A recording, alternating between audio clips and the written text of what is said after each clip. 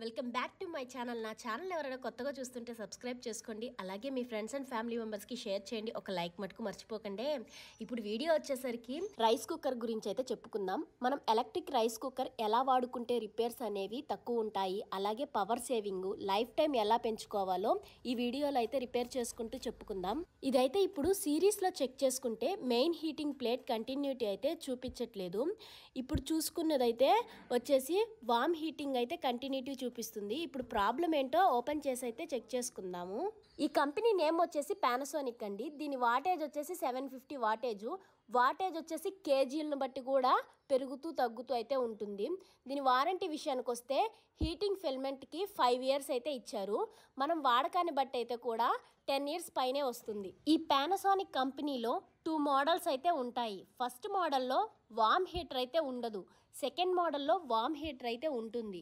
ఈ వామ్ హీటర్ పని ఏంటంటే రైస్ కుక్ అయిపోయిన తర్వాత వామ్ హీటర్ అనేది ఆటోమేటిక్గా ఆన్లోకి వచ్చేస్తుంది. అప్పుడు రైస్ అనేది ఎక్కువసేపు హీట్ ఉండేదానికైతే ఉపయోగపడుతుంది. ఇప్పుడు ఈ కుక్కర్లో బాటమ్ ప్లేట్ ఓపెన్ చేసుకున్నాం కదా, అసలు ఈ కుక్కర్లో ప్రాబ్లం ఏంటో చూసుకుందాం. ఫస్ట్ అయితే మనము వైరింగ్ అనేది చూసుకోవాలి. ఎందుకంటే పాతబడే కొద్దీ టెర్మినల్స్ దగ్గర కట్ అయిపోతూ ఉంటాయి. అందుకని మనం వైరింగ్ అనేది చెక్ చేసుకోవాలి.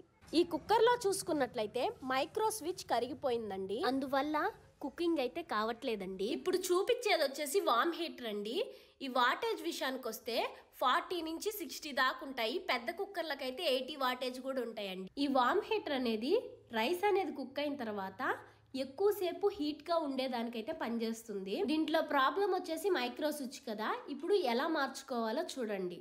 ఫస్ట్ అయితే మైక్రో స్విచ్కి ఇన్పుట్ అవుట్పుట్ వైర్స్ అయితే ఉన్నాయి కదా, అవైతే రిమూవ్ చేసుకోవాలి.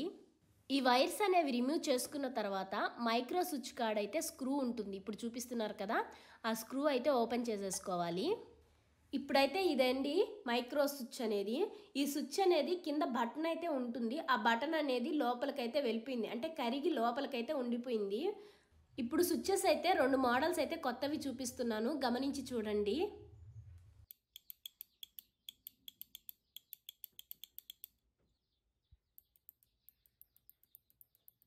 సౌండ్ అయితే విన్నారు కదా. ఈ వైట్ కలర్ది వచ్చేసి 10 amps అండి, బ్లాక్ కలర్ది వచ్చేసి 16 amps. 10 amps వచ్చేసి చిన్న కుక్కర్లకు అయితే యూజ్ అవుతుంది.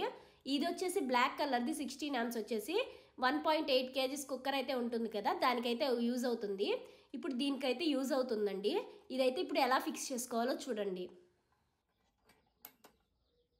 ఎలా ఫిక్స్ చేసుకోవాలో చూస్తున్నారు కదా. అసలు మైక్రో స్విచ్ అనేది ఎందుకు ప్రాబ్లం వస్తుందో మీకు తెలుసా? అయితే ఇప్పుడు నేను ఎక్స్ప్లెయిన్ చేస్తా, వినండి. ఈ రైస్ కుక్కర్లో వాడే దబరకు అడుగు బాగాన నొక్కులు పడటం వల్ల హీటింగ్ ఫిల్మెంట్ మీద అన్బ్యాలెన్సింగ్గా కూర్చుంటుంది, అంటే అది సరిగా కూర్చోదు. దానివల్ల అయితే హీట్ అనేది లేటుగా వచ్చి మైక్రో స్విచ్ అనేది కరిగిపోతుంది. అలాగే ఫిల్మెంట్ లైఫ్ కూడా తగ్గిపోతుంది. అంతేకాకుండా కరెంటు బిల్లు కూడా ఎక్కువ వస్తుంది. ఇప్పుడు బిగించిన మైక్రో స్విచ్ విషయానికి వస్తే ఇది ఒక మోడల్ అండి. దీంట్లో కనెక్ట్ చేసిన కేబుల్ క్లిప్స్ వచ్చేసి ఒకటైతే ప్రెస్సింగ్, ఇంకోటైతే స్క్రూ అయితే ఉంటుంది. అందువల్ల స్క్రూ ఉండే దాంట్లో లెగ్ అయితే వేసుకోవాలి. ఆ లెగ్ వేసుకునేటప్పుడు లూజ్ కాంటాక్ట్ రాకుండా సోల్డరింగ్ అయితే ఖచ్చితంగా చేసుకోవాలి. ఇలా సోల్డరింగ్ అయితే చేసుకున్న తర్వాత స్క్రూ అనేది ఫిట్ చేసుకోవాలి. ఫిట్ చేసుకున్న తర్వాత సిరీస్లో అయితే మనం ఒకసారి అయితే చెక్ చేసుకోవాలి. సిరీస్లో కూడా బాగున్నట్లయితే ఒకసారి ప్యారలల్లో కూడా చెక్ చేసుకోవాలి.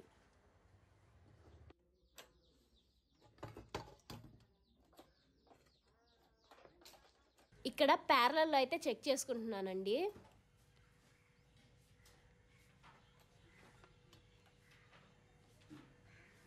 హీట్ అయితే వస్తుందా లేదా అని అయితే చూస్తున్నాను. హీట్ అయితే వస్తుందండి. ఇదైతే ప్యారలల్లో సిరీస్లో బాగుంది, అంటే కుక్కర్ అనేది రెడీ అయిపోయిందండి. దీనికి ఇంకా స్క్రూలు అయితే పెట్టేసుకొని ఫిక్స్ చేసేసుకోవడమే.